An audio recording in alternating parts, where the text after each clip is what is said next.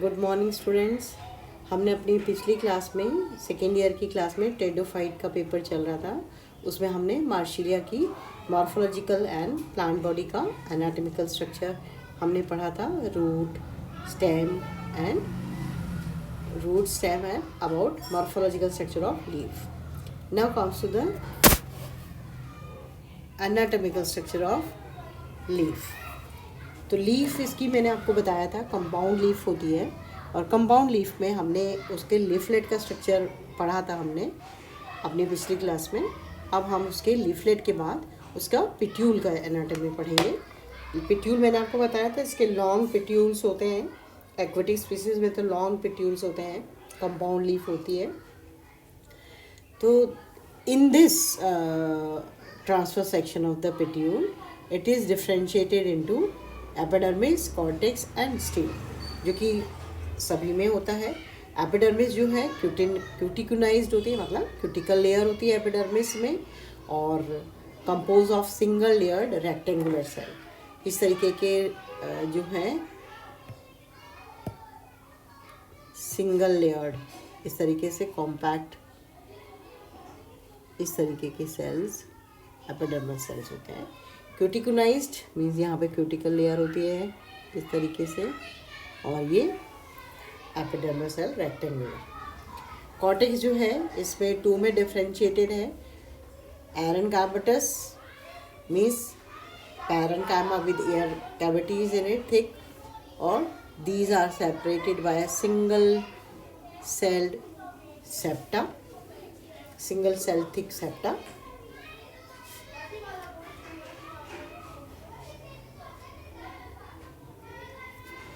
तो इसमें हमने अभी एपिडर्मिस का और इसके कॉर्टिकल पोर्शन का पढ़ा, आउटर और इनर कॉर्टेक्स जो है स्क्लेरेनकाइमटस, जैसा कि इसमें दिख रहा है यहाँ पे थिक वॉल्ड सेल्स है।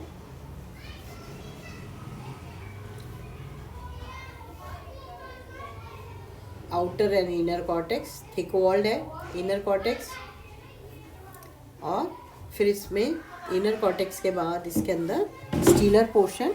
इस स्टीलर पोर्शन में जो है आउटर दिख रही है आपको, this is endodermis, this is endodermis, and endodermis के बाद this is pericycle. Endodermis, pericycle, और ये जो आपको आर्क के शेप में आपको ये स्ट्रक्चर दिखाई दे रहा है, ये जाइलम आर्क। इस जाइलम आर्क में जो है कंसिस्ट ऑफ मेजाज। किस तरीके का जाइलम है ये? मेजाज और आउटवर्डली कर्व्ड स्ट्रैंड्स। इसमें जो है बीच में इस तरीके से ये जस्ट मिनट, इसमें 2 ये बड़े जो हैं 1 or more metaxylem in the centre. ये जो बड़े दिख रहे हैं, ये 2 बड़े दिख रहे हैं इसमें, ये इस तरीके से ये 2 बड़े दिख रहे हैं, ये बड़े, दीज आर मेटाजाइलम। ये 2 भी हो सकते हैं, 4 भी हो सकते हैं, और ये इसमें यहाँ पे छोटे छोटे प्रोटोजाइलम। तो इस कंडीशन को हम मेजार्च कहते हैं, और इसमें जो है पिथ एब्सेंट है, और फ्लोएम जो है सराउंडेड बाय फ्लोएम। यहाँ पर फ्लोएम पाया जाता है, यहाँ पर भी और यहाँ पर, it is surrounded by phloem, इधर भी और इधर भी। एंड दिस इज जो है this is mesarch condition. Now comes to the reproduction in Marsilea. हमने morphological structure and anatomical structure of Marsilea plant body पढ़ लिया। अब हम इसमें इसका रिप्रोडक्शन देखेंगे। वेजिटेटिवली भी रिप्रोड्यूस करता है और स्पोर्स के द्वारा भी करता है।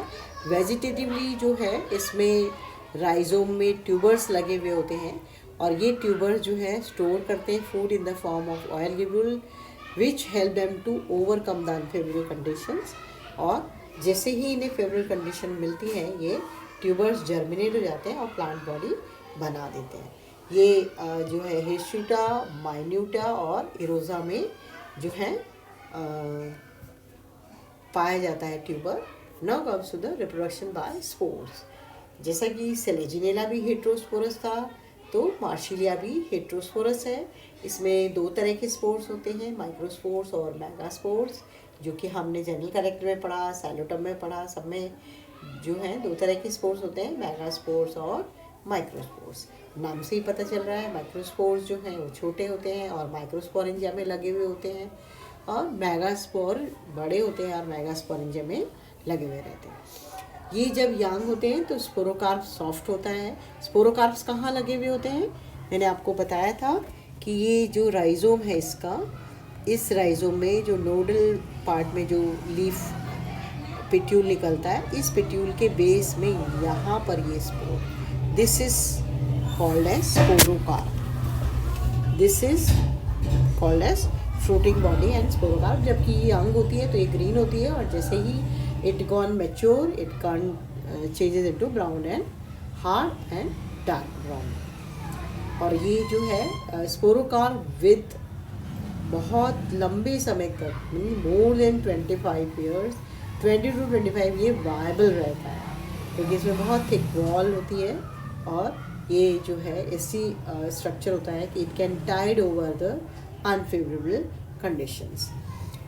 Sporocarp develop at this short branch of petiole called pedicel or stalk. In most of the species they occur singly। किसी में ये सिंगल भी होते हैं और किसी में ये सिंगली, मतलब जिस ये राइजोम है, ये इसका पेडिसल और पेट्यूल है, इसमें यहाँ पर ये सिंगली होते हैं। तो दिस इज सिंगली, और इट मे बी इस तरीके से, and they are may be 3, 4, 2, or their development is leptosporangiate type of development। Development is leptosporangiate type of development मतलब होता है कि ये जो है सिंगल इनिशियल सेल से जो है स्पोरेंजिया का डेवलपमेंट होता है। ये दिख रहे हैं single, triple sporocarp, many sporocarp. तो this is Marsilea plant body, जिसमें कि स्पोरोकार्प दिखाए हैं इसमें। Now the mode of attachment of the sporocarp with the petiole. Sporocarp जो है are attach to one side of the petiole in a single row. ये एक साइड में, अभी मैंने डायग्राम में भी दिखाया था कि ये एक ही साइड में लगे हुए रहते हैं।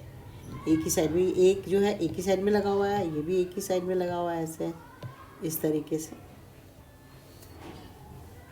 ये मार्शिलिया पॉलीकार्पा, और इनमें जो है एक साइड लगा रहता है। किसी में ये fuse in groups and they attach to the petiole by common stalk, मतलब कि एक ग्रुप में इनकी पेडिसिल सारी फ्यूज हो जाती है। ये देखिए इसमें फ्यूज हो गई है, और इसमें सब में ये एक साथ लग गए, अलग अलग नहीं, जैसे इसमें ये अलग बना है, इसमें ये अलग बना है। Pedicel of all sporocarp remain free and attached to the petule at a single point। एक पॉइंट पर अटैच होते हैं, और सबकी पेडिसिल स्पोरोकार्प की सबकी फ्री होती है और एक जगह अटैच होती है पेट्यूल के सिंगल पॉइंट पे।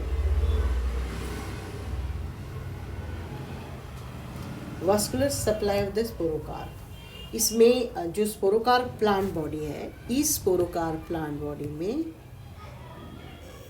जैसे ये स्पोरोकार्प प्लांट बॉडी है, जैसे ये स्पोरोकार्प प्लांट बॉडी है, तो इसमें ये जो है एक बंडल, ये वाला, ये तो स्टॉक है इसकी, तो ये स्टॉक बंडल हो गया। स्टॉक बंडल के बाद ये यहाँ पर जो है, this is called as dorsal bundle. और ये डॉर्सल बंडल, ये स्टॉक बंडल है यहाँ, फिर ये डॉर्सल बंडल। इस डॉर्सल बंडल के दोनों तरफ लेटरल बंडल निकलता है, और इस लेटरल बंडल के ये दोनों ब्रांचेस निकलती हैं, तो ये कहलाती है प्लेसेंटल। ये दिख रही है, तो इसमें ये ऐसे दिख रहा है, ये this is lateral vascular bundle या लेटरल बंडल्स।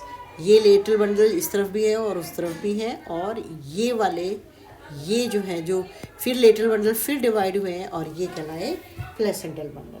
और ये प्लेसेंटल बंडल पूरे स्पोरेंजिया जो है उन सबको सप्लाई करते हैं। Supply what? Supply water and nutrients.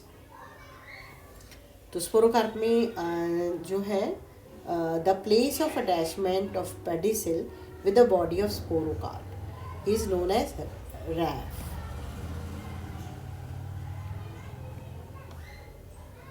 ये स्टॉक दिख रही है,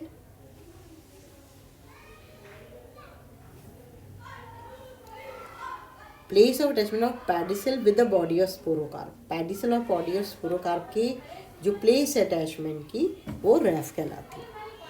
स्पोरोकार्प की वॉल जो होती है बहुत थिक होती है, हार्ड होती है और रेजिस्टेंट होती है, तभी तो it can survive for many long period. और इसकी जो आउटर लेयर है एपिडर्मिस की, उसमें संकन स्टोमेटा होते हैं। मिडिल लेयर जो है वो radially elongated compactly thick walled palisade cells होते हैं। और उसके बाद सेकेंड पैलिसेड लेयर है जो कि थिन वॉल पैलिसेड सेल से बनी हुई रहती है। तो इसका जो है क्या कहते हैं, इसको हम अलग अलग मतलब कि इसके सेक्शंस कट करके और हम इसका स्ट्रक्चर स्टडी करते हैं। तो ये जो है स्पोरोकार्प है, इसका इस तरीके से कटिंग है कि इसकी जो है स्टॉक के जस्ट ऊपर का इस तरीके से, जैसा कि इसमें डायग्राम में दिख रहा है, ये स्पोरोकार्प है और ये इस तरीके से कट लगा है, ऐसे कट लगा है। तो ये वाला कट जो है ये कहलाता है हॉरिजॉन्टल है, और स्पोरोकार्प को लॉन्जिट्यूडनली कट कर रहा है, तो हॉरिजॉन्टल लॉन्जिट्यूडनल सेक्शन। और इसमें हमें जो है ये जेलेटिनस रिंग दिखती है, और peduncle shows a characteristic shaped xylem, V shape xylem. तो इसमें हमें करेक्टरिस्टिक वी शेप जाइलम दिख रहा है, ये इस तरीके से। और इसमें जो है यूजुअल वॉल लेयर्स, पूरी ये वॉल लेयर्स दिखाई देती हैं इसमें। अब मैंने आपको वॉल लेयर्स बताई थी, थिक लेयर काफ़ी थिक होती है। और ये भी इसमें इसके कॉर्नर्स में जिलेटिनस रिंग्स होती हैं at the proximal and distal lands.